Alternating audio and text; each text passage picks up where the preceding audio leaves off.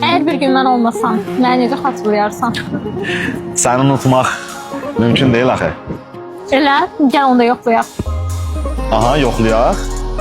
Çıxart telefonumu və mənə ait hər şeyi sil. Tamam.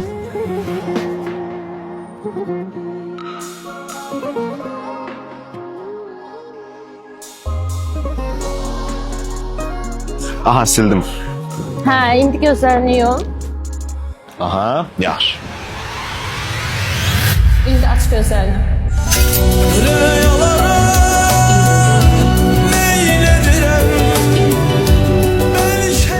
Gördün? Mümkün değilmiş.